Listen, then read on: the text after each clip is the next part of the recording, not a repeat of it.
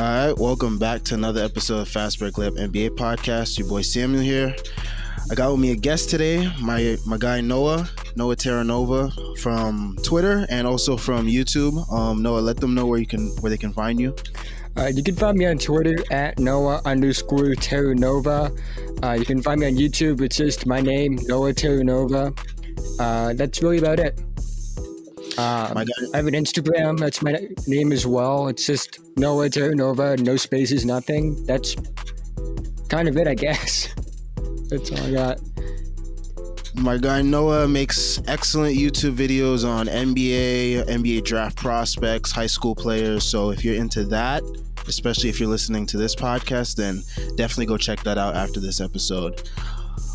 So I got a bunch of topics that me and Noah are going to break down. We're not going to really talk about that many of the games that happened over the course of the week. We may get into some of them depending on the players that we're talking about, but we're mainly going to be talking about like players and their development. And we're also going to talk about the NBA and their media coverage. And lastly, we'll talk about some draft prospects that Noah has his eye on heading into this year's draft. Mm-hmm. So to start things off, let's talk about Ben Simmons. So my thing with Ben Simmons is he was part of that first group I ever kind of really covered. Like that group where I think it was like Jaylen Brown, Brandon Ingram, Jamal Murray, Buddy Hield, like that class. That was like the first class I ever really started taking seriously. He was somebody that was easily the best player in that draft. And it's just been frustrating to watch him in general, because I feel like he should be a lot further along in his career, but he's just never really improved, at least on offense. Defensively, he's improved, in my opinion, a lot, to the point where he's probably the best defensive guard, if you consider him a guard. I consider him more of a power forward that people say is a point guard, but, I guess, if you consider him good, he's the best defensive guard in the league, but on offense, you just want him to be a lot further along. And the fact that he's probably one of the 30 best players in the NBA, maybe it's a bit of a stretch. I definitely would have him in my top 30. But the fact that he is a top 30 player and just hasn't improved is frustrating. And the fact that he is a disappointment, and it's a valid thing to say he's a disappointment, and he's this good, it shows you how good he could be. Yeah, I definitely agree with you on that. One thing I was harping on him about, especially last year, and I was when I first started this podcast, was I just want to see some semblance of the jumper. I'm not even big into him taking 3 threes a game or whatever. I don't want him taking threes at all. Yeah, I mean they've looked awful so far. Yeah. I mean, he made one, but the others, they're just not even close. But just something similar to what Bam's doing this year, I would like to see him do, where he's just taking shots from the mid to low to high post, and he doesn't even do stuff like that. When he's driving, he doesn't drive to attack the rim. He drives to pass, and everyone knows that. So it leads to a lot of turnovers. When I was watching the game yesterday, he made a lot of turnovers because he was driving to pass, and the defense saw that, and they knew that, and they were able to just read the pass. And it was just if you just attack to score, you can get 4 or 5 easy layups easily. The thing with that's probably the thing that does bother me the most with him isn't the shooting. The shooting's, I'm kind of at a point with the shooting, it's never going to come along at this point. He's shooting with the wrong hand. It's kind of obvious at this point. And if he hasn't realized it now, he's never going to realize it.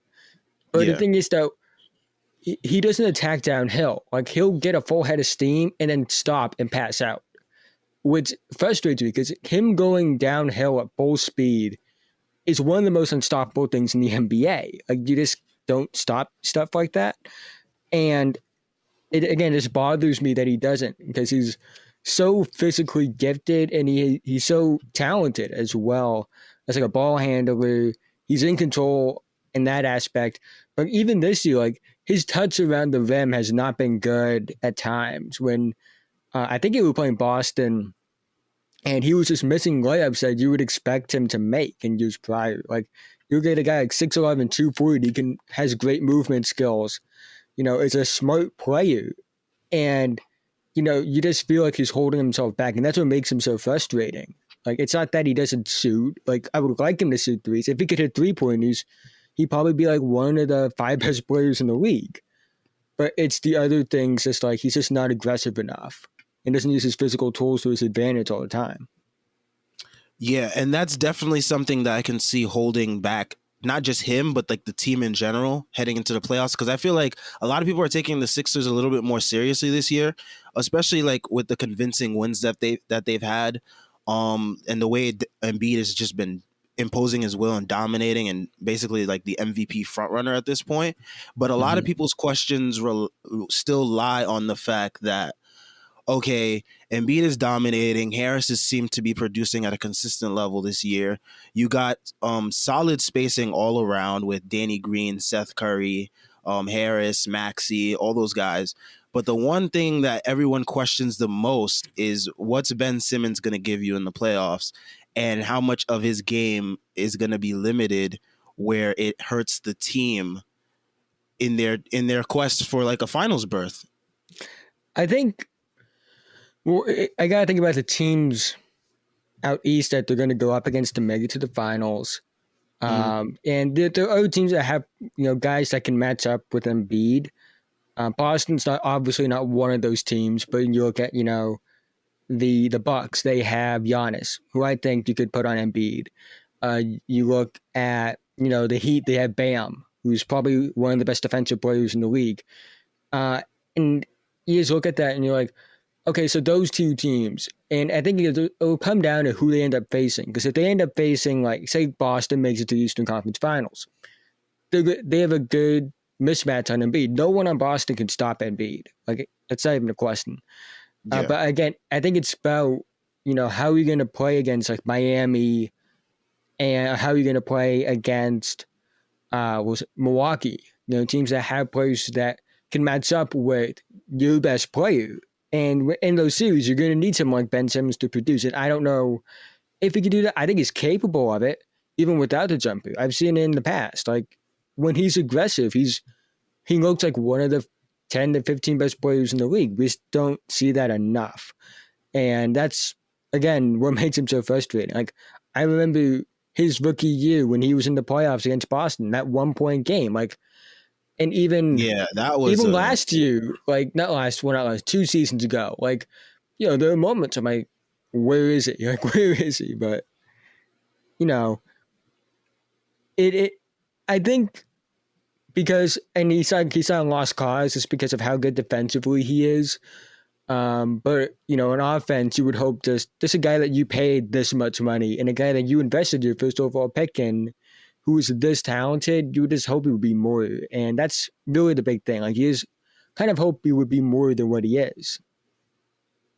Yeah, and it especially looks very, I guess the word complicated is when the rumors came out about the rumored package deal for James Harden, how it was like Ben Simmons and like I think either Maxey or Tybal or even both of them. And how the Sixers basically, I guess, they declined, and it looks very odd when Simmons has these performances where he's like, where is he? And then you get into playoff matchups and it's still, where is he? I just hope this year for the Sixers' sake and for his sake that he produces, because that makes that look all the more like surprising. How did you feel about the Ben Simmons James Harden potential deal? I thought it was the best deal available, just because of like, you don't find, and again, like I do think like at the end of the day, you just don't find players like Ben Simmons like often, like guys that are this big with this kind of athleticism with these kind of skills, and if you could throw a Maxey, and you could throw in like a Tybal, like you're getting a guy like I think Maxey has like borderline all-star potential, and Tybal can be a rotational player. That was going to be the best deal you were going to get on the market, especially considering they're probably going to have to give up picks as well. Because like I was looking at Boston, and I'm glad this didn't happen. Obviously, with Jaylen, when Jaylen, was in those rumors, it was like okay, Jaylen. I don't think they would want to give up Marcus, so you're probably looking at guys like Romeo Langford and Carson Edwards and Tremont Waters and guys like that you would move in the deal. And this wouldn't be as lucrative because I don't think Boston was going to give up both Brown and Smart. So, like, it really left Philly as the number one option. And definitely when you look at, what the actual trade ended up being, I definitely think that Philly would have had the better offer with Ben Simmons than the Nets got with Houston. Yeah, I was definitely on the get James Harden to Philly train because I thought also, like you said, it was the best deal.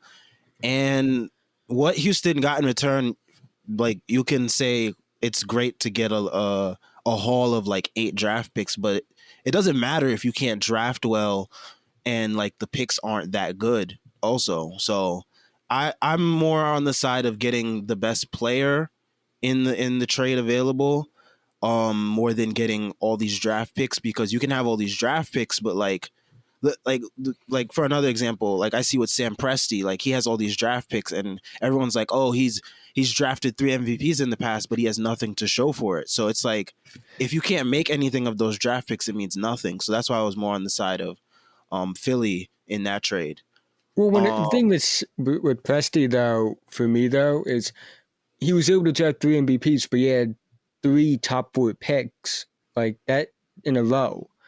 So your chances of getting that MVP level player 3 times is more likely.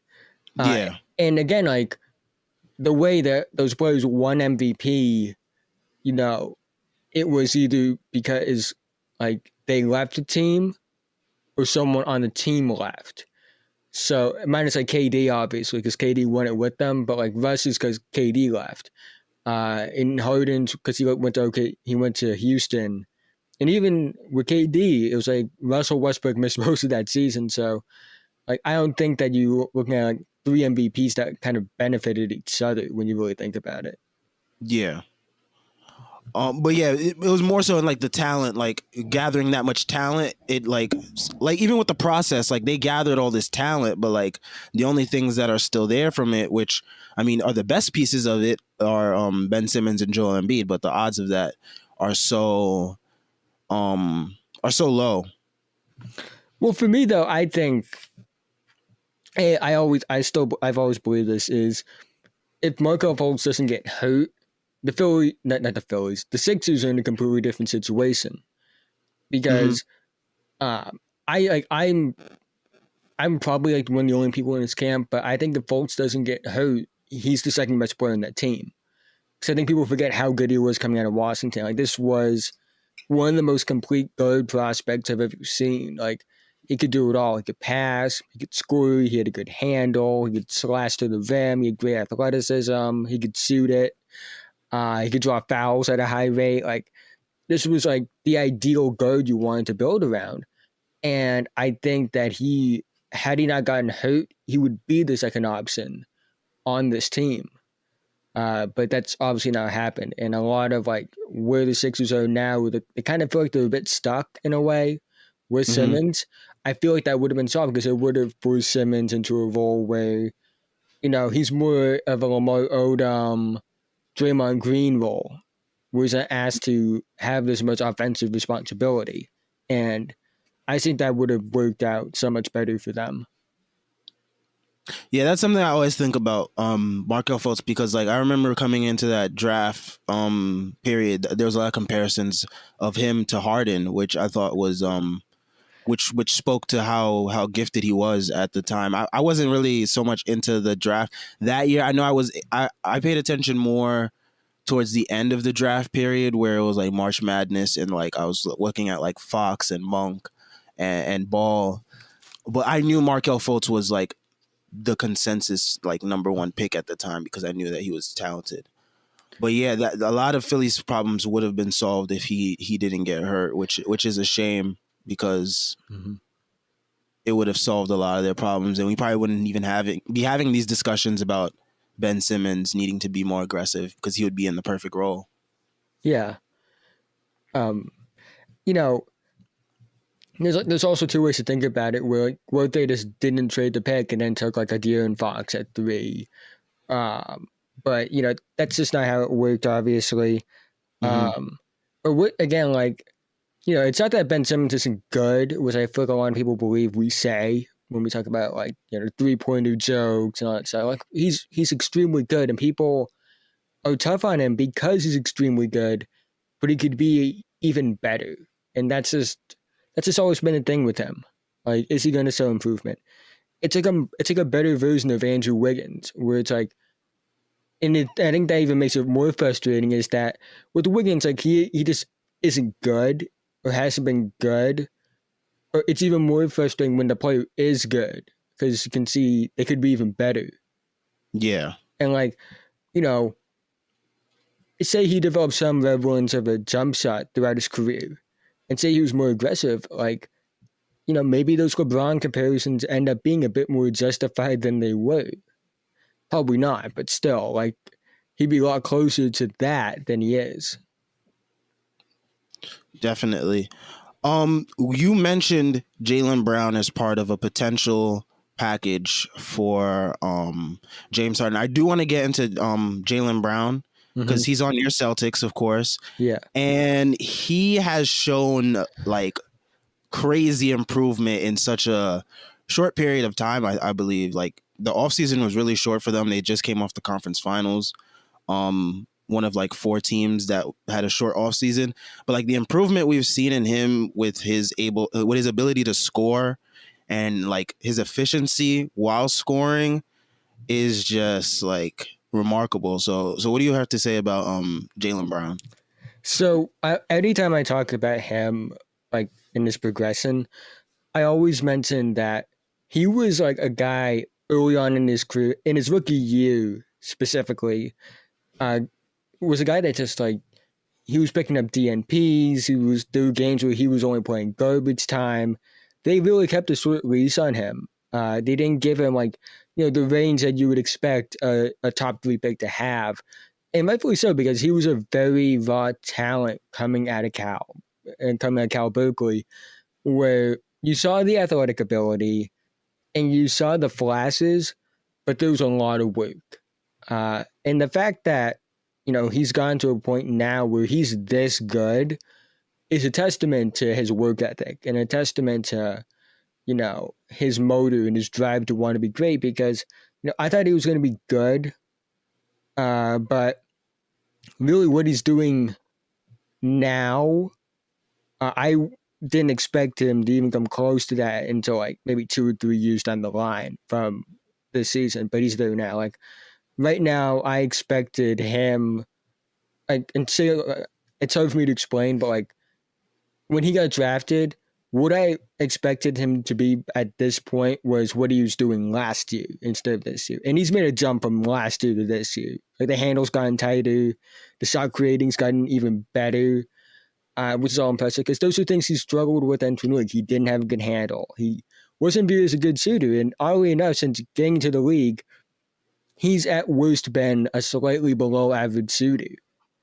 So it just speaks to like all this kind of speaks to like his motor and his work ethic, which I always try to factor in with draft prospects. Is that can be a needle mover. It is with Denny, in my opinion. It's something that I think about with a guy at Florida State by the name of Scotty Burns. I might talk about him a little later, but this is the motor, and I think that's an important part of development.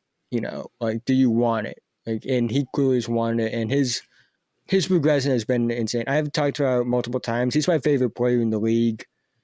He was the first prospect I ever like really evaluated seriously, and it's just been a joy watching his improvement because it's astronomical. I don't think people understand like the improvement he's made because like they've only seen him now, but like they didn't see the progression that he made. Like there was a point in his rookie and sophomore year where he couldn't even dribble the basketball without looking down.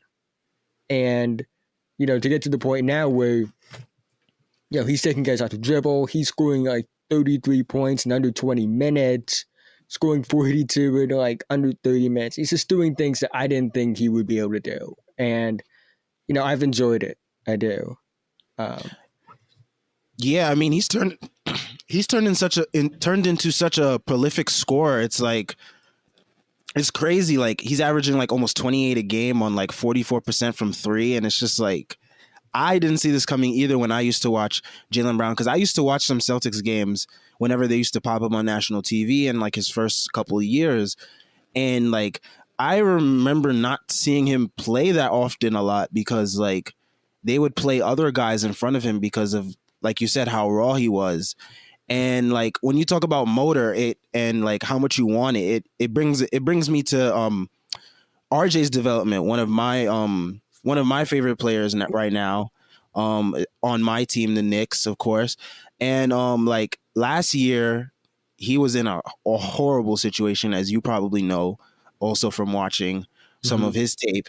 Just like the spacing was awful. The Julius Randle that last year that we had is not the same Julius Randle we had this year. And like he's made improvements in his free throw shooting. He's made improvements in his 3-point shooting. Of course, he had that little slump earlier, but like he's picked it up as of recently. And just like his decision making, because I've noticed something ever since you've made that video about him. I forgot what the title of the video was, but you were like, I think it was like RJ has ADHD with like, I forgot what it was. I call him a basketball genius because he is. Basketball genius with ADHD. There we go. Because he is. He's extremely smart as a player. And I think that's an underrated factor about him, personally speaking. It's just how smart he is. But yeah, continue. Yeah, like one thing I noticed is like he kind of doesn't have that much of tunnel vision this year, because like that's one thing that you noticed that you mentioned a lot. And like I saw a clip floating around, like one of the people on Knicks Twitter floated around this this video of a drive from him last year off of a inbounds pass, where he just like took it into like two defenders. But this year he got that same type of pass, he drove and then he lobbed it up to Mitchell Robinson. And like that's type of improvements that I look for when I'm seeing development in players, like those type of decision making abilities that you didn't show the year before. And like just all the other stuff that I mentioned about his shooting, that's really like surprised me. And like I kind of like look at Jaylen Brown as like kind of like not exact replica of like how I want RJ's development to go, but like how it could go potentially. Well, I think with RJ's rookie season is kind of what I would have expected Jaylen to do. Like had he gotten like opportunity right away, and they didn't like get him like behind like Jay Crowder, Navy Bradley, and even Marcus Smart to an extent. But with RJ, the thing for me though is like, I'm not saying he's DeMar DeRozan. I think they're different players, obviously, but I kind of view ceiling as that, like a DeMar DeRozan type where this could be a guy that gives you 20, 25 points a game on a team that wins a lot of games, and it's a higher seed in the East or West or wherever he ends up playing. But I don't know if it can be the guy. And that's the thing with him. But I've watched him a bit. I've looked at stats, obviously. I've noticed the improvement across the board in like field goals by distance. Like all of them are up, minus his 3-point, because he had a bit of a slump, obviously, but everything else is up, which I really liked. He's been someone I've been watching. I know like he was consensus number 1 in all the recruiting sites. I had Zion ahead of him.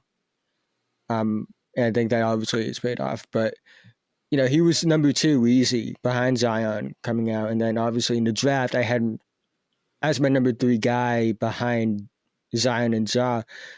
I think, again, the motor can be a factor. Like the motors alone makes me believe he won't ever be like a quote unquote like complete bust, because of the fact that he's going to find a way to find some way to be impactful in the league. He showed improvement this year, obviously. I think, it's encouraging. I think he could average more assists than he does sometimes. I definitely think that he could be a Jimmy Butler level passer at some point. I know some people have compared him to Jimmy Butler. I don't see it, honestly, because I don't think he could be the defender Jimmy is.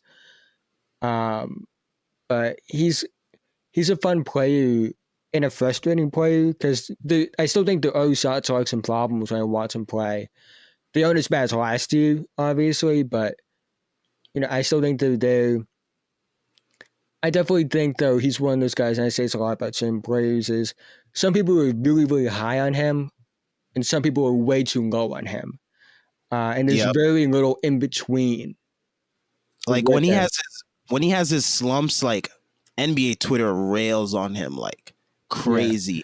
But then when he has a good game, though, certain people I see on Nick's Twitter, they talk about him like he's like Jimmy Butler, and I'm like, I don't know if I go that far because I don't know if RJ's ceiling is even as high as what Jaylen Brown is doing. And I don't think Jaylen Brown right now is better than a healthy Jimmy Butler.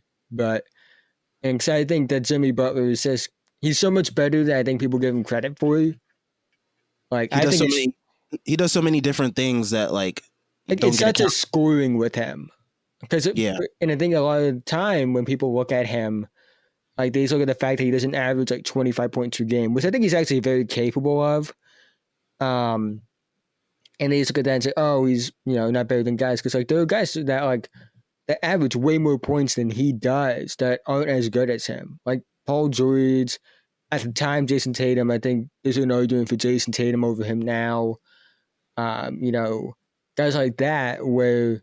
They average more points, but they're not better than him because he impacts the game in other ways, and he's also capable of taking over a game. Like we saw that in the finals. Yeah, for sure.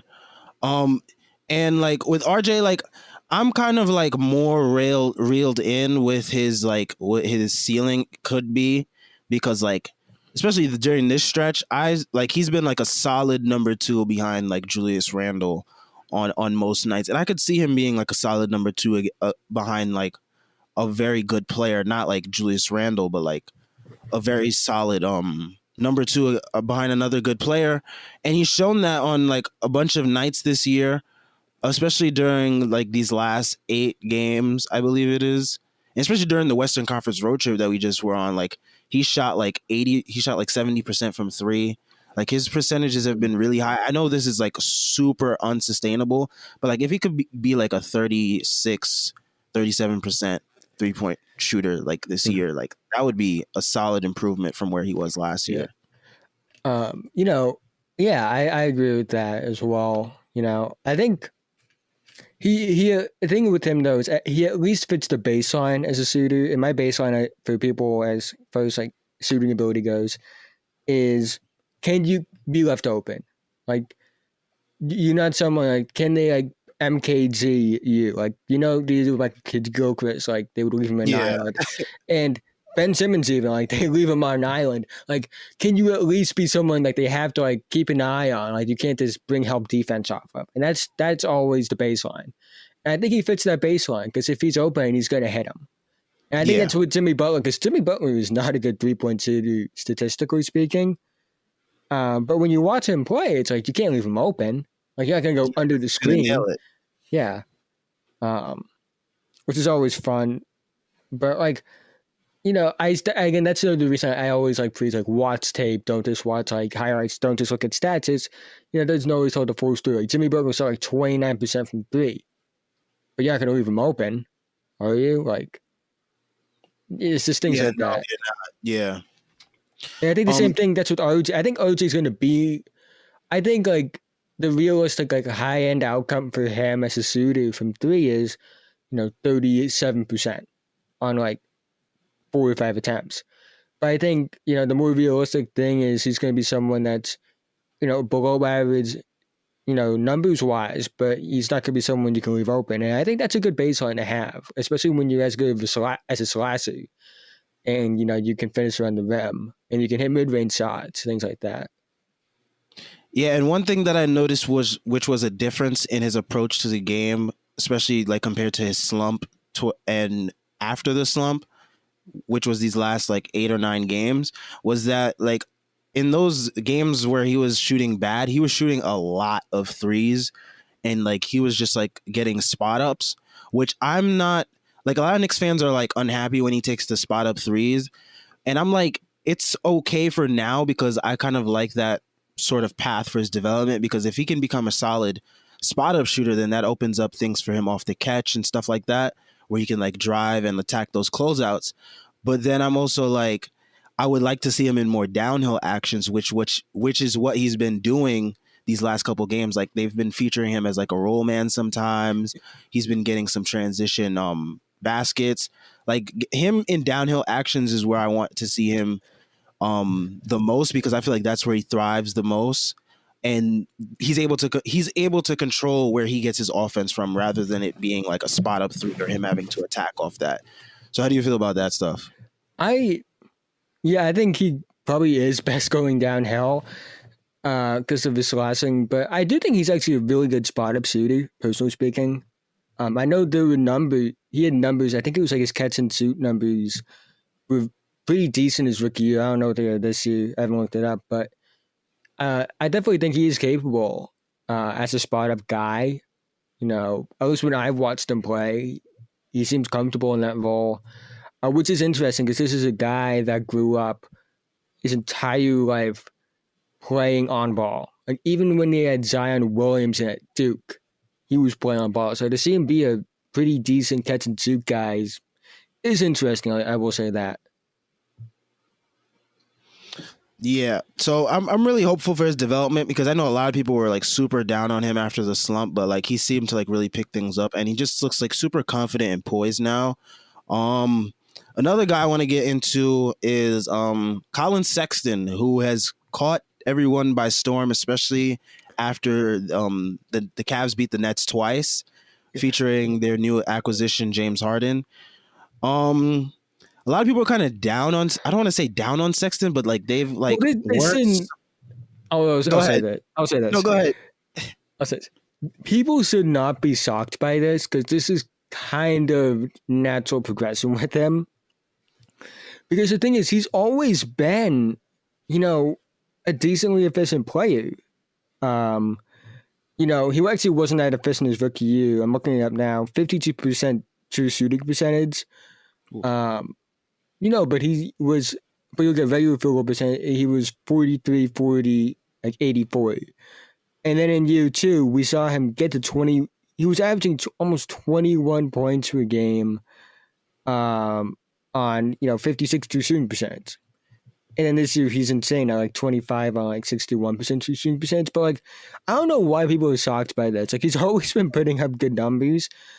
You know, I still wonder, like, can he be a point guard?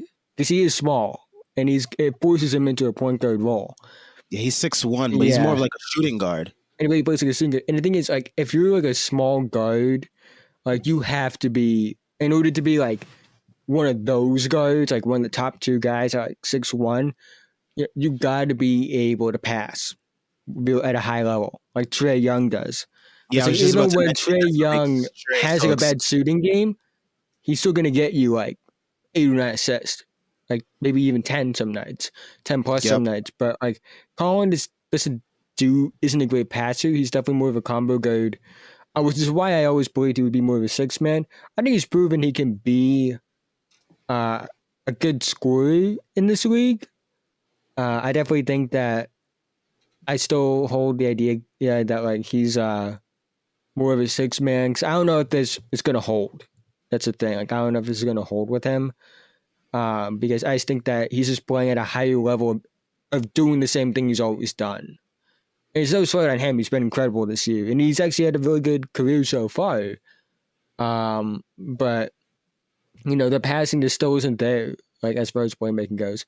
Now, I know he's not the primary playmaker in that team. I know Garland is, and Garland has shown significant improvement, even throughout his rookie year as a passer, and he's shown improvement as a passer this year as well. I definitely think, like before he got hurt, he was averaging like 8 assists per game.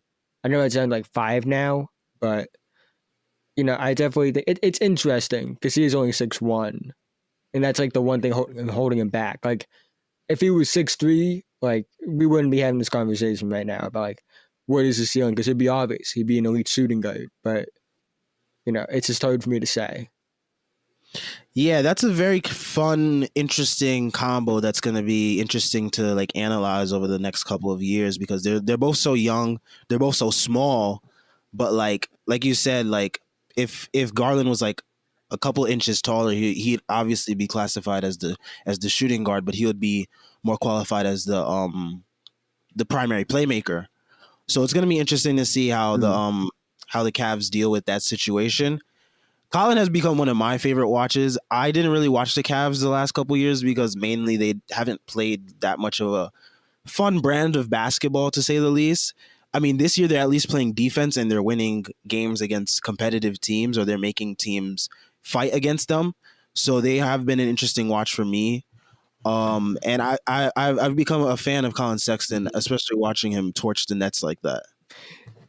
It is, again, like, I think it's a revelation because of that Cavs game, but like, he's been fun to watch for a while now. Like, he dropped like 42 on the Celtics.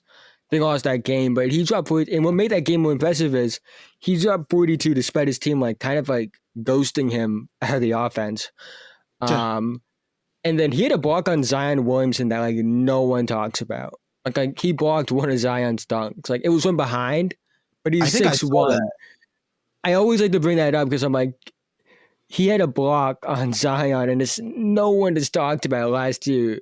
And it was like, you know how hard that is to do? Like, yeah, that guy's massive. Like it was still, he got the block from behind, but like still, like, yeah, you know. But he's fun. He plays with great intensity. And I think that's kind of why I love him so much. Like he plays with like a fire.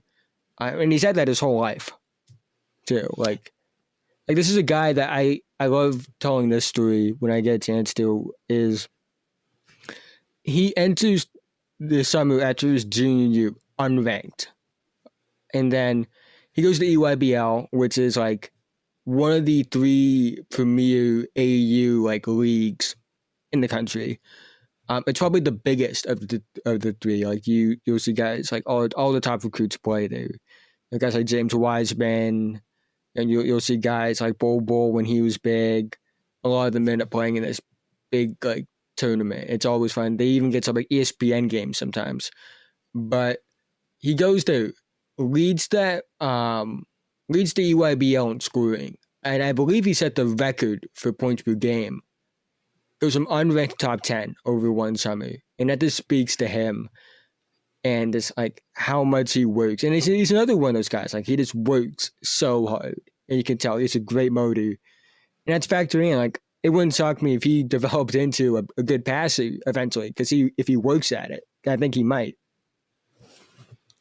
Yeah, definitely, and he's also improved defensively, which kind of helps with Cleveland's improved defensive ranking, because Cleveland, I mean, the last couple of years, I think they've been towards the bottom of the league in defensive rating, and now they're like top 5, I think it is, and I think that's also because of the improved defense of Collin Sexton, and credit to that coaching staff to getting all those guys to buy in, especially too. I think part of that has to do with like, I don't know completely, because I haven't watched the Cavs. I haven't watched the Cavs that much. But I do think Isaac Okoro, the rookie, does play a role in that as well. Because he was probably like one of either the best or second best defensive prospect in that draft when he was coming out.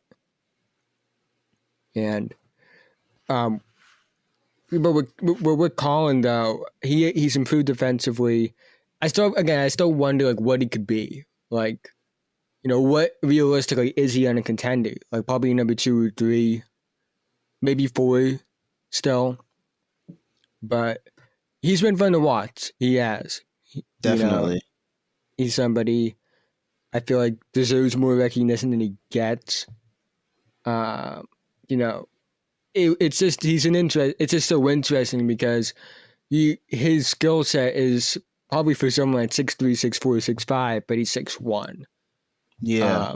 But again, the motor will play a factor into his development down the line as well, which is important to note. And one last player that's kind of intrigued me this season is DeAndre Hunter. Oh yeah. He was like the 4th pick last year, I believe it was. Yeah, he was. And like he was coming into the draft, like everyone was like solid on his defense. They were like, that's one thing they know for sure that would translate. But offensively, the jump that he's made, I think, is like pretty significant and surprising. So how do you feel about DeAndre Hunter's development this year? Um, you know, I'll be honest with you. Like, I haven't watched a lot of him. I didn't watch a lot of him as a rookie either, so I couldn't give you a full story on him. I still feel, and this may be my bias because like I'm a big fan of this player. I still feel like Cam Reddish probably has a more upside long term than him because DeAndre Hunter is older than Trae Young, by the way, and I believe he might be older than I can't confirm this, but no, he's slightly younger than John Collins, but he's a bit older, and I think Cam has a bit more upside in all because Cam has been dealing with injuries this year. So I wonder like what is it going to be like with that. But the efficiency's been incredible. Like that's the big thing that stood out. Like the 64.6 true shooting percentage is insane regardless of context for a wing player, especially a wing player that is more of a jump shooter than anything. Yeah, for sure. I mean, like, he's consistently been like probably their second or third best scorer on most nights, which I didn't see coming because like I was more focused on his defense because I watched a lot of him at Virginia when he was playing at Virginia, and that's one thing that really stuck out to me was his defense. But like offensively, he wasn't like someone that really stuck out to me. Like he would score, but like it wasn't like the main thing that you were looking for in him. But to see him like the other night, he dropped like 33 on Milwaukee on 13 for 21 shooting. I mean, like that's incredible. And I know he plays great defense as well. His defense hasn't translated to the way where like people thought he would be able to guard like fours and whatnot, but he can still guard threes and twos, which is like still pretty good. I think he has the size to guard fours. He's like 6'8", 220-ish probably. So I think it's the size. I just think it's just about getting glue strength because like height and weight isn't always like the indicators of like strength. Like you gotta like where you have to understand where is that like that weight coming from? It's coming from the upper or lower body, and that can play a factor into it as well. And he still looks like someone that hasn't filled his frame out yet completely somehow. But I definitely think it'll take time because like defensively it's always something that comes around slowly for a lot of players. At least that's what I've noticed, but. I think in time he'll be fine. He was somebody that when he was coming out, he drew Kawhi comparisons for obvious reasons because it's one of the laziest things I've ever seen in my life. It's like, let's find every wing that can play defense and compare them to Kawhi Leonard. I hate that. Yeah, I hate it. It's so lazy. My favorite one is they compared Rui Hachimura to him. I'm like, no.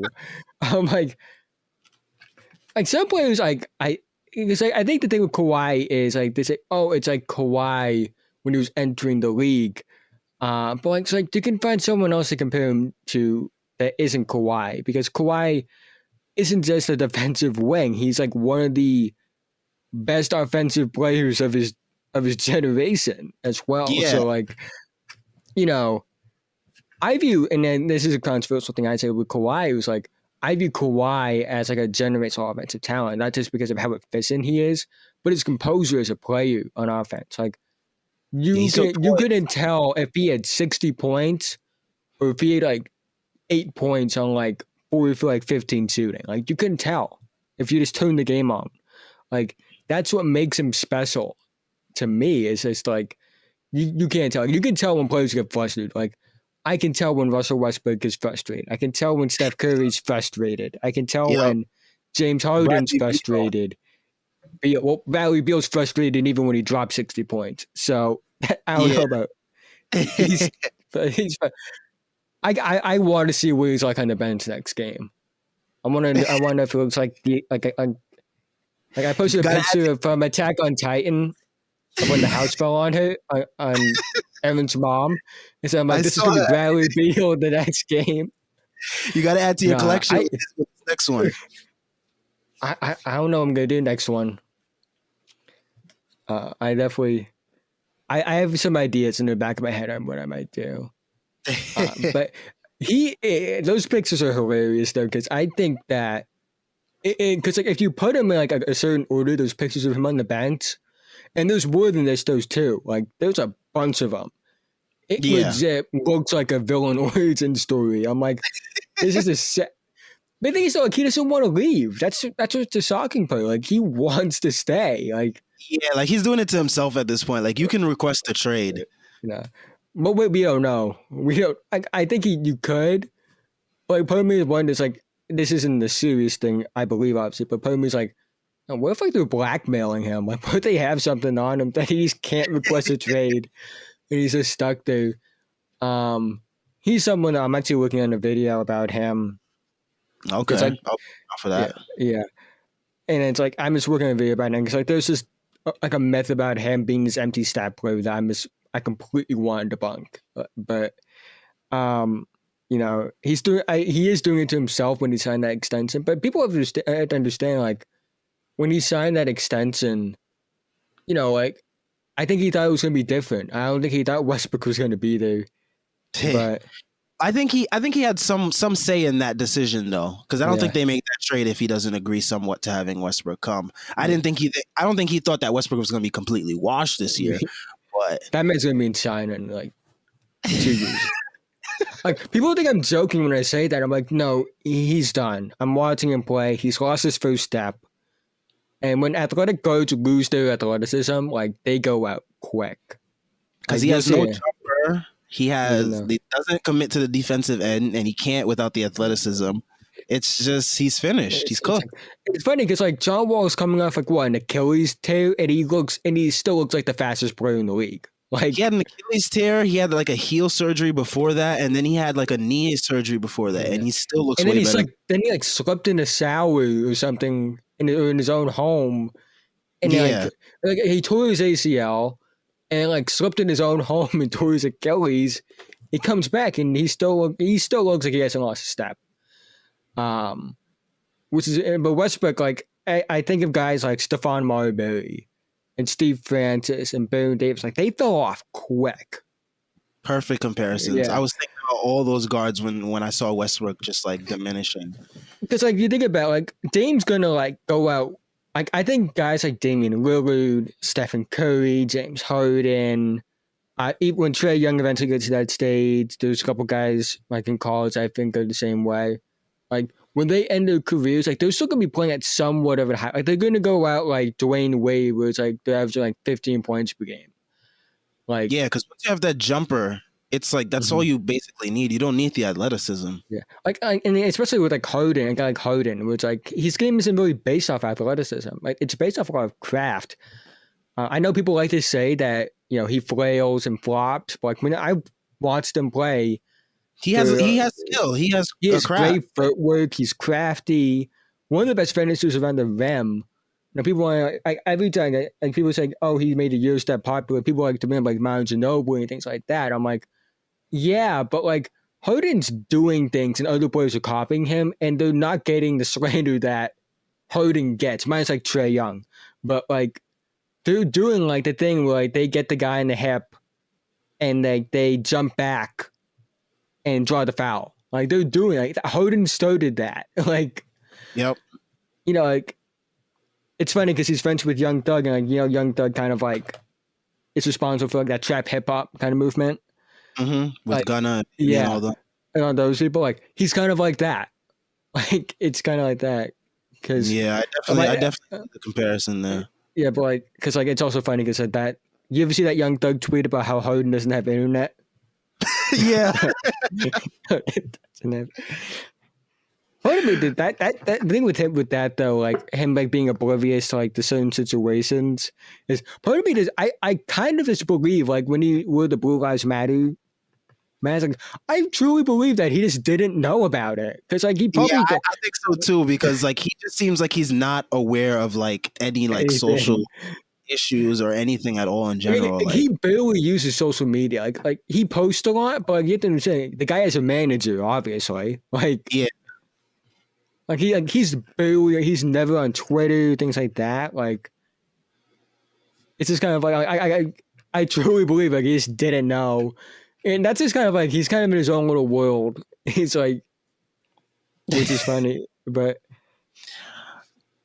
yeah, let's get into NBA media coverage, and specifically I want to talk about the Shaq Donovan Mitchell I have a situation. lot. I could talk for like 10 hours about the media in general, not just like mainstream, but like stuff on Twitter. But with the Sack thing, like Sack is just a cop. Sack is just a cop. Like he was a cop in Grown Ups too. He's a cop in real life. And he acts like one. That's the best way I can put it. He's a gatekeeper, right? That's what he is.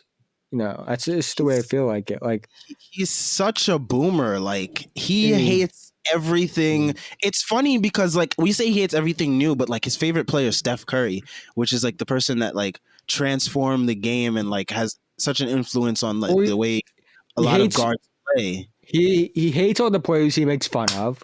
It's like JaVale McGee, Dwight Howard, players like that. Players throwing sacks in the fool. And he hates all the bigs that could shoot, dribble, and pass. Yeah. Which is almost all of them now. Like, you know, Embiid can dribble. Like, I saw Embiid do like, he did like a step back 3 dagger on the Celtics. It was like, well, obviously we see what Nikola Jokic is doing. There are guys entering the league soon. There are a bunch of bigs that enter the league that are doing things that are just insane, like guard-like stuff. So he's going to have a lot of fun with that in the years to come. That's going to be fun. But he's just a bitter one. It's just like, it's so odd to me because when I grew up knowing Shaquille O'Neal, he was the fun, loving, goofy guy that does like Frosted Flake commercials. And, he's in Grown Up in like Adam Sandler movies. He does like, he's just fun and goofy. And now I hate him. Like, it's just, now I hate him. It's like, I can't stand him. Like, like, he always talks about his rings. I'm like, yeah, you had 3 rings.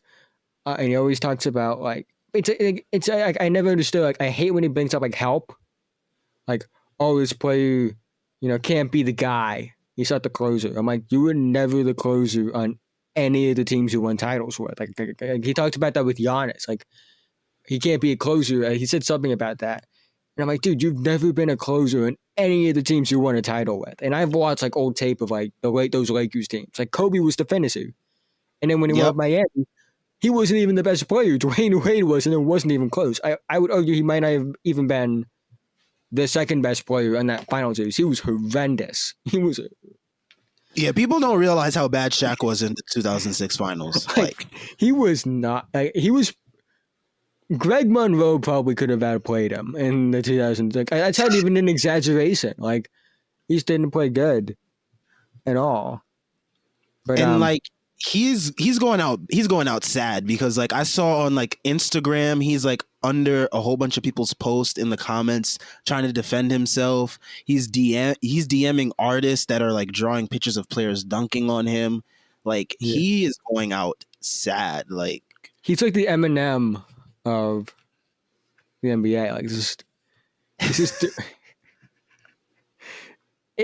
he's true. It's just so funny to me. It's just like, and the thing is, he's not the only one to like that in the NBA. Oh, of course not. But like he's become the face of it. Recently. He's just the biggest example, literally and figuratively, of it. Like when you think about it, it's like, he just talks about his rings all the time. He's, I think that Kevin Garnett to an extent like that, but he's way cooler. Like he's just kind of like, like I think people like are more endearing and enjoy like Kevin Garnett's old school mentality.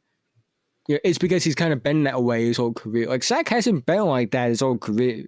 Like he was like the fun, marketable guy his entire career, and all of a sudden he's old and bitter.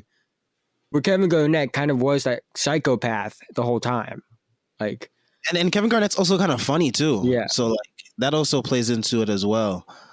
But like You think about it, like, but to speak on the NBA media in general, like I don't know if you want to talk about this, but like, yeah, go ahead. no, like, there's two things. People act like, you know, it's just mainstream. That's the problem for me. And I'm not going to mention people, but it's also media on Twitter. Like, For sure. it is. I'm not going to name people, but a lot of people that write and they like do like podcasts, things like that, like they'll get to like 10,000 followers or something like that. And they start feeling like they're important. And they start feeling entitled. And it's really annoying because it's just not like, just because you have followers does not mean you should be entitled to certain things. But like, I also feel like the problem is a lot, and I at least get the vibe of, is some of these guys that are like popular on Twitter with like this, and definitely in the mainstream media, they just aren't watching the games. At all. Like, at all. And this is something that I truly believe fits more on a college like draft level than NBA level. Because as somebody that does spend, you know, hours upon hours just watching tape about prospects and watching this, like, I'll hear things about prospects that like just aren't there on tape. And I'm not the only one. Like, other people have like aren't seeing that on tape. Like when James Wiseman was coming out of Memphis after his 3 games, they were talking about him like he's this Anthony Davis level prospect. And I'm like, or like he has like unicorn potential. I'm like, he's never shot good from the field as far as like jump shooting goes and 3-pointers. He doesn't have great lateral movement, so he says he doesn't have the switchability that Anthony Davis has. Like, there's just nothing there that supported this argument, but people ran with it. And I know Wiseman has had some pretty good games this year. He just had 25 points recently. And he hit some threes. And I think he's a better shooter than I thought he would be, based off what I saw entering the league. But like, you know, they're putting these expectations on him that just aren't there. Like, there isn't enough to justify those expectations. But again, like, another big one, and this is something that's kind of carried to the NBA, is like the Halliburton versus LaMelo thing. Like, there are people that say like Halliburton is this like massively better than LaMelo, and I'm like, it's not really even close, because Halliburton is thriving in a system that benefits him. Meanwhile, LaMelo is thriving, still putting up like comparable, if not better, numbers at times. I know Halliburton's way more efficient, but like numbers wise, like basic stats, they're basically the same player. And he's doing this while everyone in the organization seemingly hates him somehow, for no good reason either. But so I think that is another thing as well. But I definitely see like this vibe that people don't watch the game. I know like Nikias watches games, obviously. You can tell. Definitely, for sure. PD watches games, you know, Jackson Frank, guys like that. You can tell those guys watch games. But there's definitely a bunch of people that don't. You know, and you could tell it's just like hot take. They became like hot take factories. These guys. A lot of these. Shout out Cuffs the legend. That guy. Oh man, that account that's a bottom 5 account on the app. Up there with Jamil Hill, Worldwide Wob. I can't stand. People get mad at me that I hate on him. I'm like, you guys are He's very childlike. He's 36. That's the problem.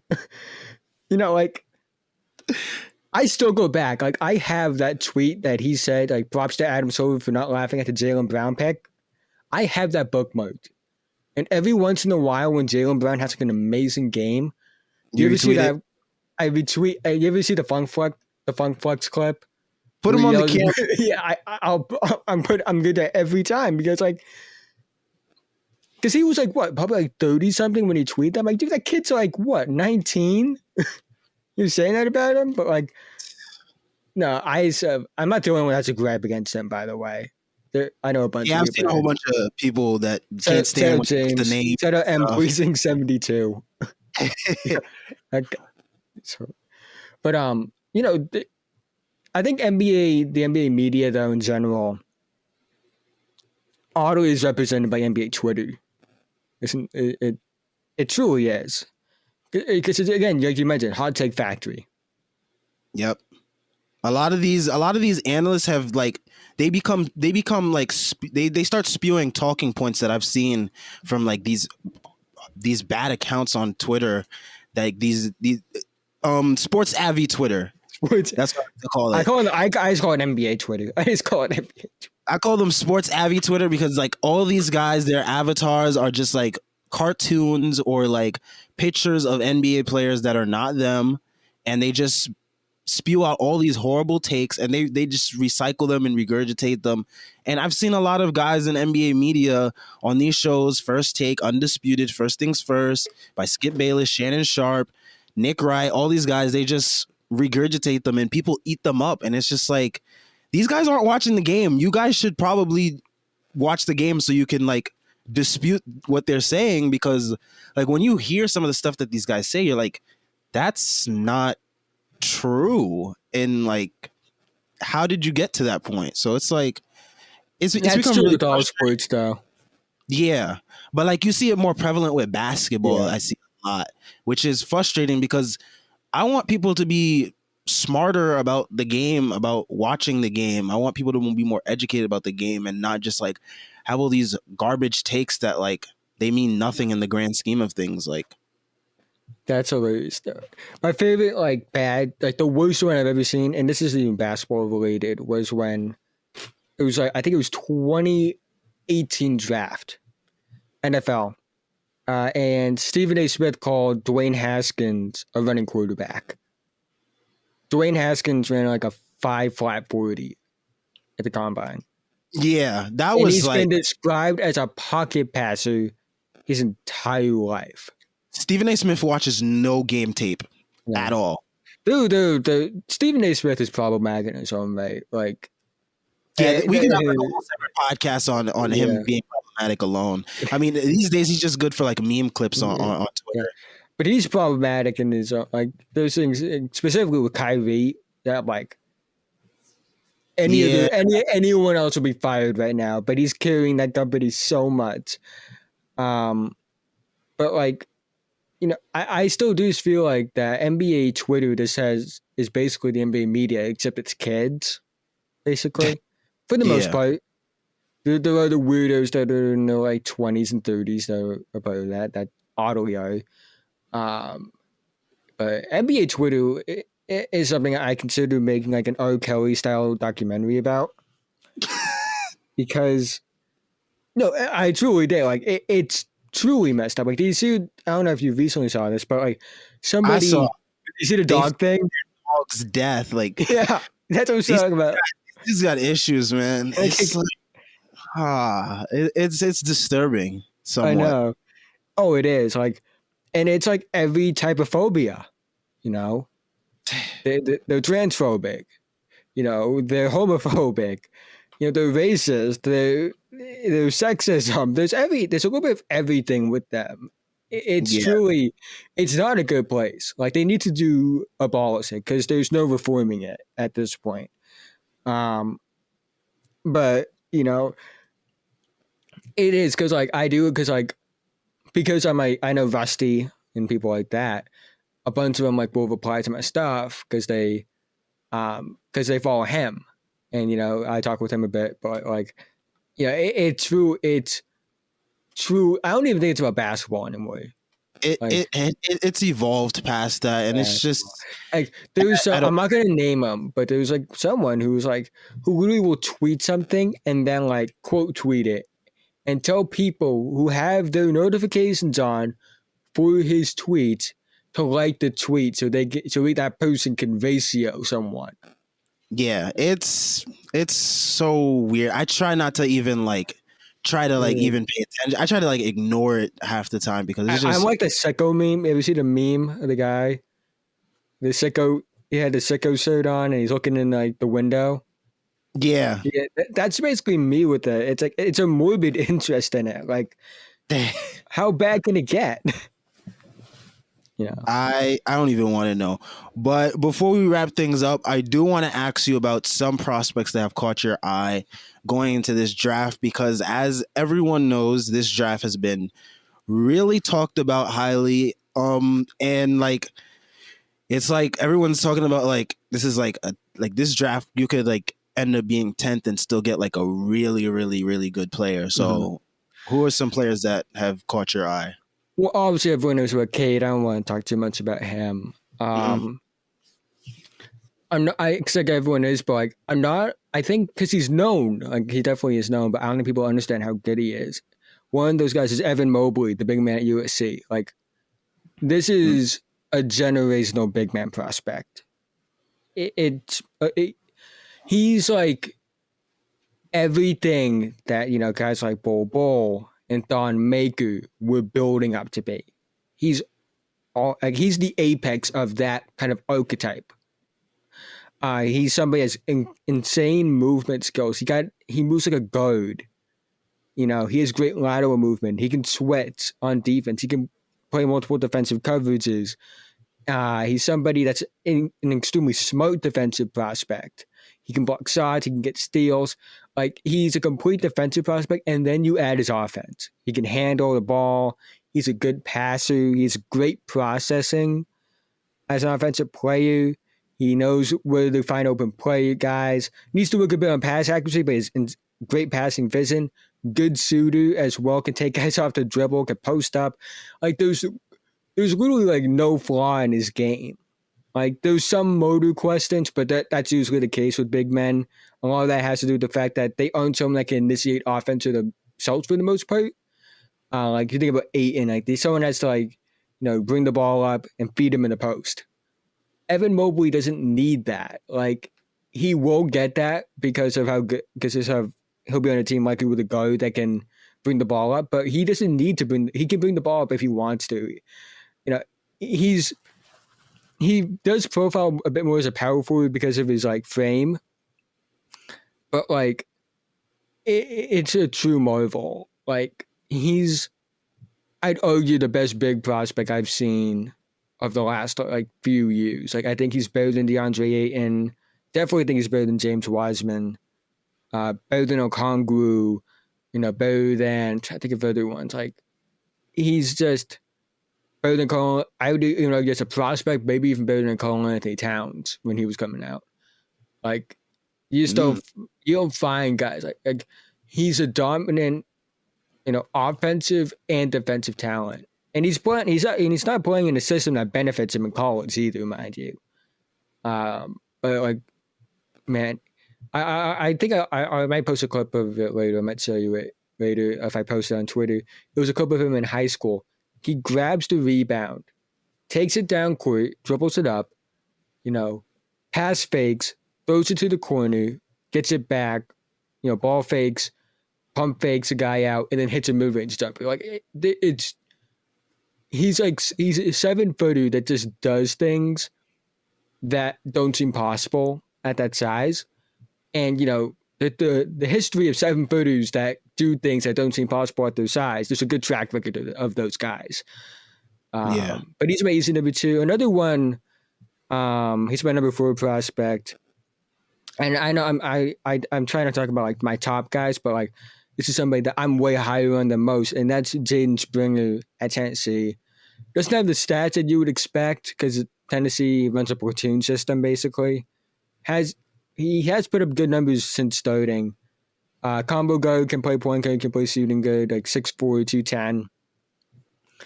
210. He's somebody that I think has potential to be a 20+ point per game scorer, 5+ rebound, 5+ assist kind of guy. I think he's better than Jalen Suggs, personally speaking. Okay. Because I think if you put Jaden Springer in that Gonzaga system, he would be able to do the same things that Jalen Suggs does. And he's a year younger than Jalen Suggs. Oh, okay. Jaden Springer's the second youngest player in this draft behind Jonathan Kuminga, I want to say. Did he reclass? Kuminga the class up, yeah. And Jaden Springer, he has a September birthday. Okay. And he's been like a normal, like, he's a year younger than a lot of these guys. But I like he gets through spots well, has a great defensive motor, and he's a competitor. He has the skills, he has the motor, and that's a good combination to have. As far as somebody that's probably going to go a bit later, you know, I'm looking at Yevy Pons. He just does some fun stuff like as a defensive player. You know, Isaiah Jackson's interesting at Kentucky. I like him a bit, even though Kentucky's been horrible this year.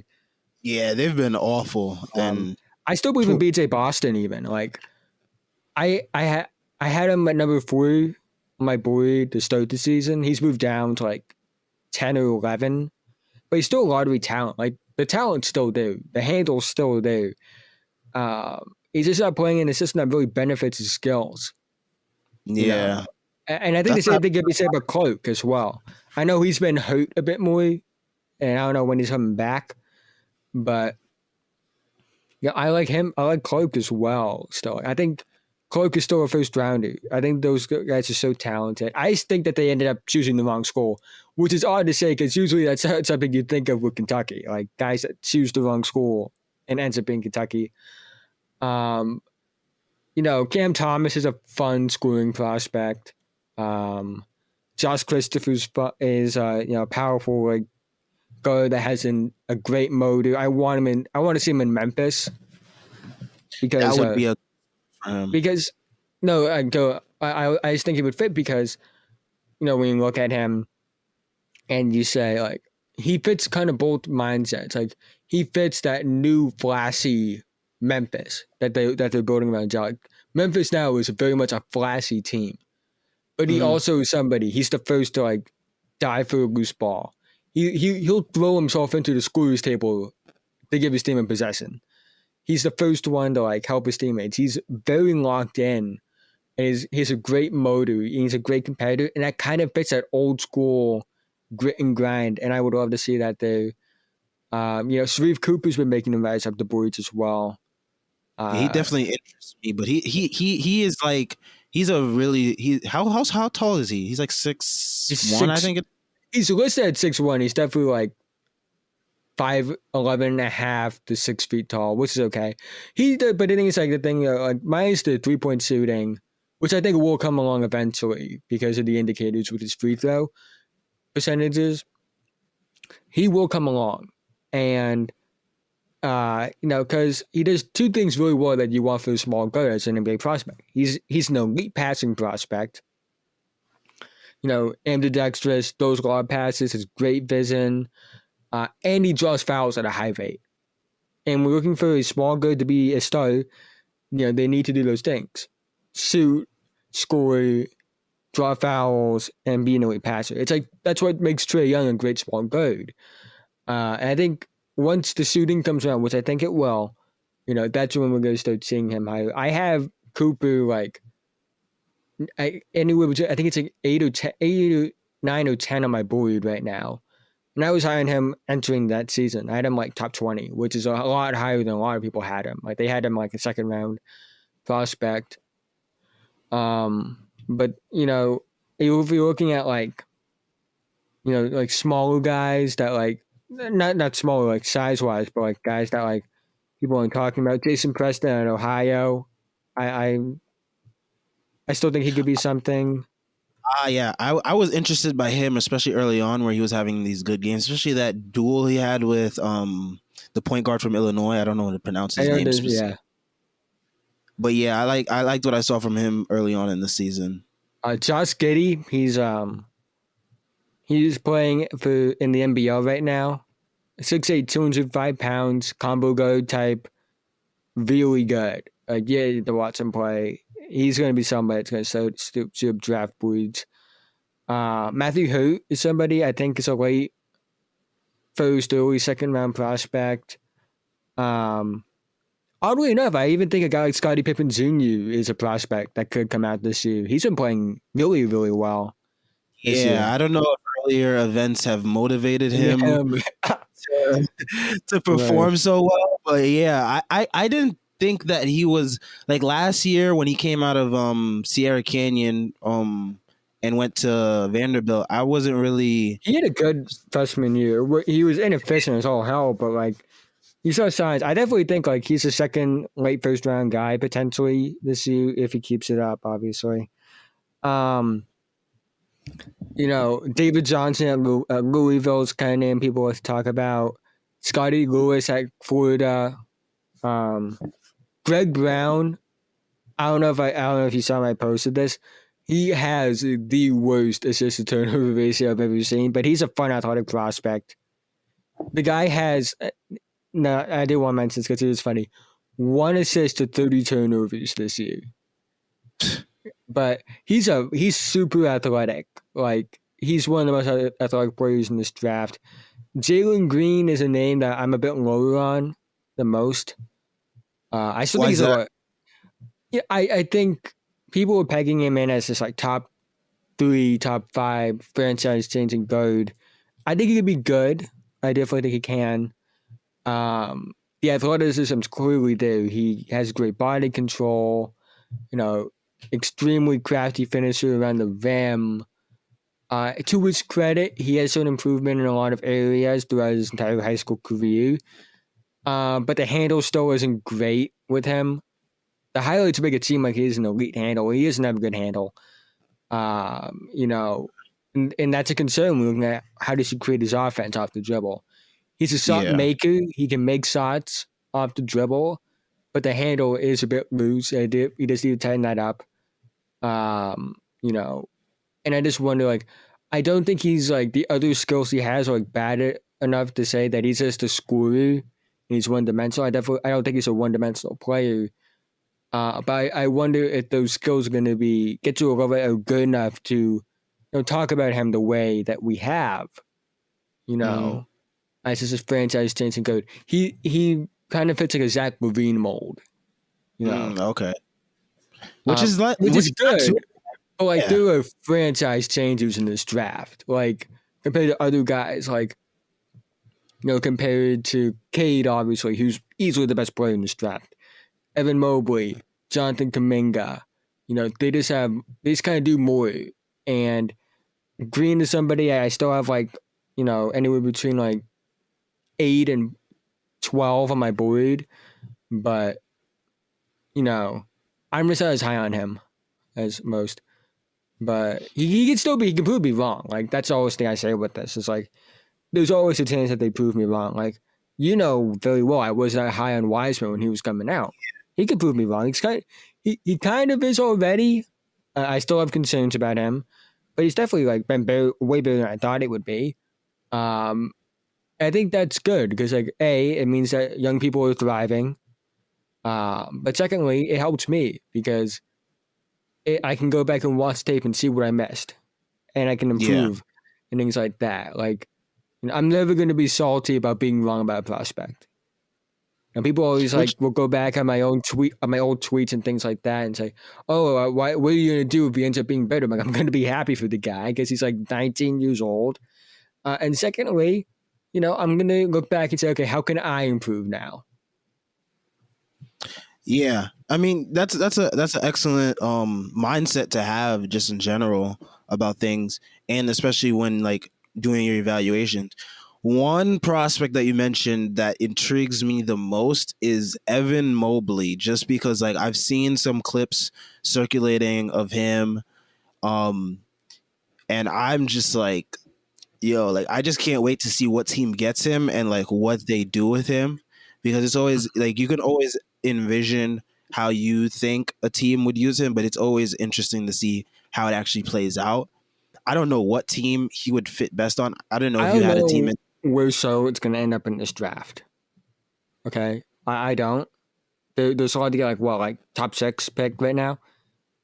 If they could find a way to get Evan Mobley, that's gonna him and LaMelo, that pick and roll, and that pick and pop, like that's gonna be something. Okay, under the idea that they actually use LaMelo Ball properly, but that could be something special. Evan Mobley, he'd be number 1 in a lot of classes. Like, he'd probably be number 1 last year. I had the same grade. I have the same grade on Mobley as I did on LaMelo, because LaMelo would be like my number 2 or 3 player if he was in this draft. But he'd be number 1 in 2019 probably, and that's just something. Actually, no, he wouldn't be number 1 in 2019 because that's Zion, and Zion's a 99 prospect for me. But yeah, he's a special player.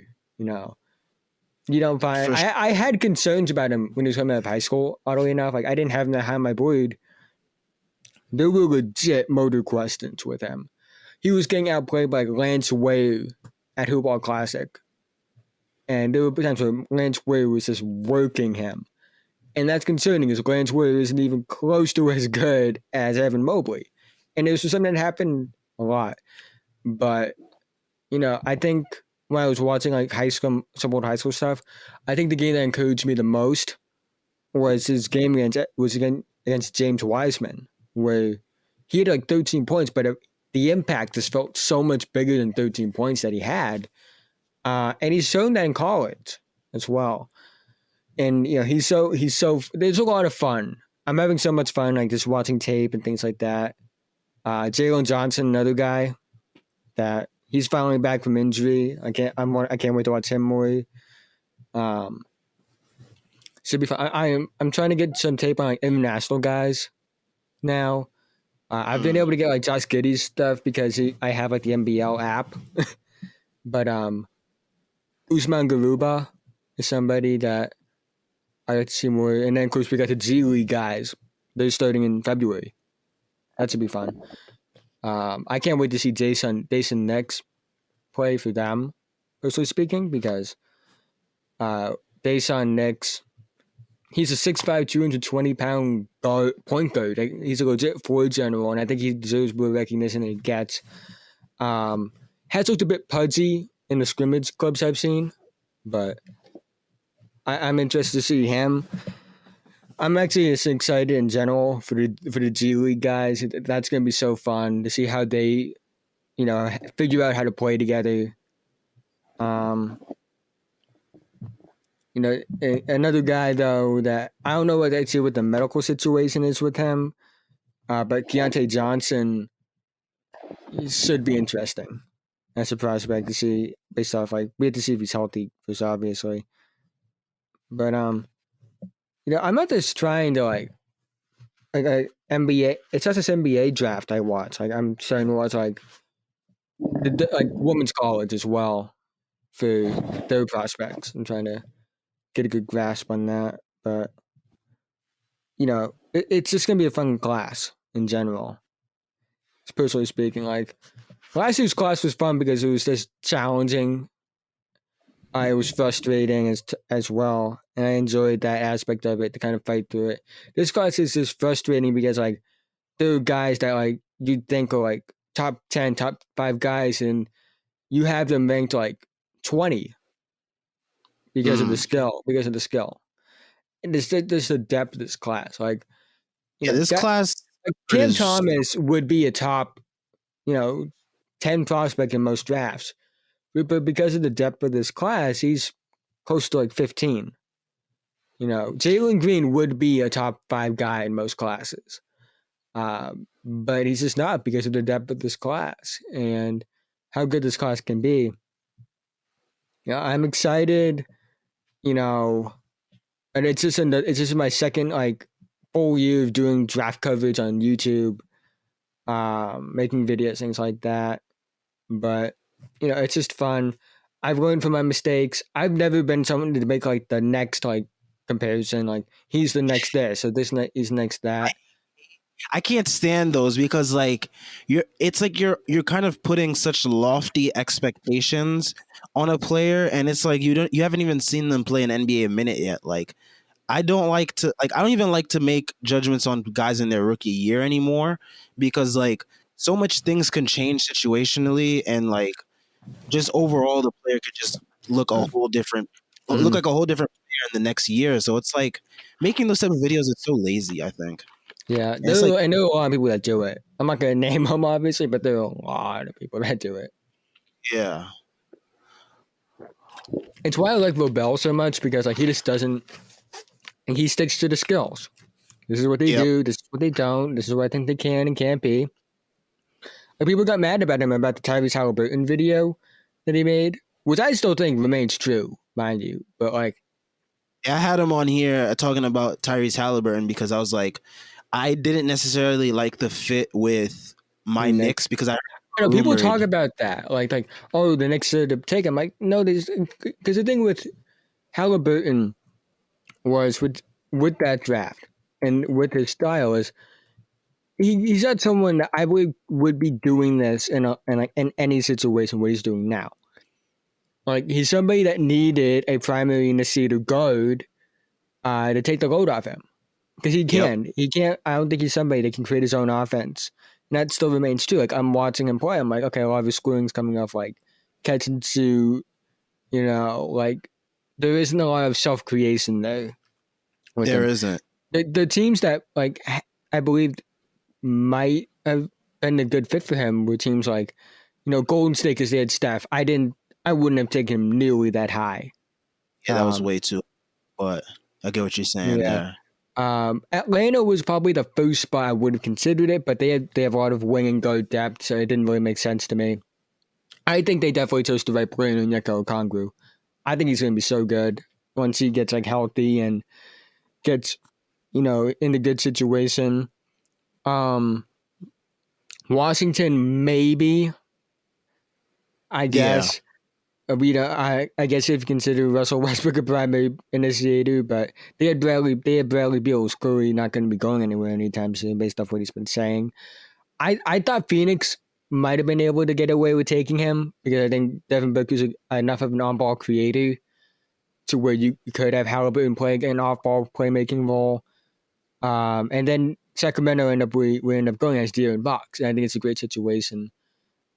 People like, and then this is why the key difference between him and LaMelo is LaMelo Ball can create more just because he's a much better handle. And he's a better passer as well. That's a slight. The passing thing isn't a slight at Halliburton. It's just the fact that LaMelo Ball is like one of the 5 best passers in the league already. But with Halliburton, it's just he's a very situational based player. I think that's what Rebel said. It's like he need to go somewhere where he is an on-ball creator to take a lot, because he doesn't have a great handle, doesn't create a lot of separation. And that's okay, I think a guy like that is it's kind of unique. Like, you don't see guys like this. Like, off-ball players that aren't known for scoring, they're known for passing. And he can score. He can get you a 20-point game every now and then, but it's not what he's known for necessarily. But I love his fit in Sacramento. Like, I love that. Yeah, that's been an ideal spot for him, and like to the point where he needs a primary. The Knicks didn't have primary that's necessarily good. Alfred Payton is not really that good, and I'm kind of happy with. If the Knicks were going to take a go to 8, it should have been Cole Anthony. That was the one I would, or Kyler Lewis, because they're on-ball creators. I think they would have been fine. I think both those. I think Cole Anthony's showing a lot of signs in Orlando. A lot of signs that make me say to everyone that doubted him, like, I kind of told you so. Like, it's going to be shocking. He's been really good. I think Kyler Lewis will get his sign eventually if they end up trading Lonzo. But with, I think Obi's going to be fine. I'm still not too high on him. But yeah, I was never high on him myself because I was like, he needs like a guard to get him going downhill, especially because he also can't create, which a lot of Knicks fans are somewhat realizing for the first time. I don't know why, but like, in college. He got most of his opportunities like from his guards setting him up. That's why he was so grateful and so thankful for his guards, and that's why he talks about them so highly from Dayton. Yeah, but yeah, those are the guys that set him up. Quickly has done an okay job of setting him up. I mean, he still has a ways to go because he hasn't really played point guard or on ball since probably high school. He's been fun. It's weird because like he's the first like not one and done Kentucky prospect to kind of like blow up like that. Like, Booker was one and done when he came out. Hero was one and done. I think Quickly was a junior, I want to say. I think it was a sophomore. I want to say Yeah, he was a sophomore because he was on the team that when they faced Zion, but he's been fun. There have been a lot of rookies that have been taking later that have just been really good from the start. A lot of guys that that I believed should have been on lottery picks, like Desmond Bain. I had a lottery grade on. I had a top 15 grade on Xavier Tillman. Peyton Pritchard's the one that shocked me the most though, because he's shown he can be a good backup guard. And yeah, that's the ceiling I had on him when I was like watching him at Oregon, because I took notice to him in his last 2 years of Oregon, and I thought he was a pretty solid guard, and I thought he would make like a good. I thought he would make a good backup. That high though. Yeah. I thought if they're gonna I thought that if the Celtics were gonna take a guard, it was gonna be Teo Maledon or Tyrell Terry. I did not want Tyrell Terry at all. He's been fine. I'm still iffy on the Aaron Naismith pick though. I'll give it time. I will still obviously, but just watching what Maxi's been doing and watching what Cole Anthony, who are the two players I wanted the Celtics to take. Watching them like ball out the way they have, that's frustrating to me, like just a bit, because like they're saying Naismith's not ready to make an impact. I'm like, then why did you take him 14th overall? If he's not like you took a guy like that last year, Romeo Langford, and the only reason I accepted that Romeo Langford pick was because I had a top 5 grade on Romeo Langford, and I thought that pick was a steal. Okay. I had a top 5 grade on him because of the fact that he was playing with an injury. Like he had to get a hand, something with his shooting hand that he needed surgery on, but he decided to play through it, and that clearly affected his shot. But we'll see with him. But I had actually, ironically enough, I had Naismith as my 14th ranked player in the draft, so it was a bad pick that way. It was a bad pick, fit-wise. It was a bad pick. I don't even know fit-wise because I think we needed a backup wing, but it was a bad fit in the sense. It was a bad pick in the sense of, a guy that I considered a top 4 player in Tyrese Maxey was on the board. I had number 6 on my board. Cole Anthony was on the board. I know my board isn't the be-all end-all of this, but we still need guard depth, even what Peyton Pritchard did, because I'm tired of watching Jeff Teague play basketball. No, that's bad. But I'm just imagining what if we drafted Cole Anthony and then he's getting those. He's the guy that's wearing the number in the 50s on the Celtics, and he's their backup point guard. Next to Peyton Pritchard, that would have been better. What if we drafted Tyrese Maxey, guys like that, where it's those guys can make immediate impact right away. I don't think Naismith's ready. If you wanted to take a project player, why didn't you take Alexis Pokusevski? That guy has a super high ceiling, but I'll give it time. I will. But when you watch guys that were picked after him be really good right away, you're like, it is frustrating. I can see that. I've dealt with that for many years as a Knicks fan, seeing a lot of guys that we passed on essentially become solid or even great players. Yeah, but I think it was with Tatum and Brown. Tatum was great right away, even if the numbers didn't show it. But then Brown was nobody else in that draft class had a great rookie year either. So even if guys like Jamal Murray and the guys like Buddy Hield didn't have great rookie years, and we kind of knew they would bring Jaylen along slowly. But when you're at a point now where you have Jaylen and you have Kemba and you have Tatum, and they're necessarily and they're ready to contend. You want the guys who can play right away. Cole Anthony could play right away. Yeah. Maxey could play right away. Sadiq Bey even. If you want, I would have rather they taken him because he could play right away. It's just, it's just something that it was something that I was mad about at the time. And until they start playing, because I do think he's capable of playing now. I just kind of wish they would just do the Jaylen Brown thing when he was a rookie with him. Bring him along slowly. Yeah, I get what you're saying. So I think that's all we have for today. Noah, thank you for coming on. I think we had some great conversations. Yeah. Again, let the people know where they can find you. You can find me at Twitter at Noah_Terranova. You can follow my Instagram at Noah Terranova. Just my name, no spaces. And you can check me out on YouTube. It's Noah Terranova. Should be the first one that pops up. Make videos about the draft. I make videos about NBA players, high school prospects. It's just a bunch of stuff that's basketball. I really think you would like that. Again, yeah, thank you for having me on, man. No doubt. And make sure you check out, if you're watching on YouTube, make sure you subscribe. Check out all the links in the description. And if you're listening on Apple Podcasts, Spotify, make sure you subscribe or leave us a rating. Helps us a lot over here. And make sure you check out the website. And that's about it.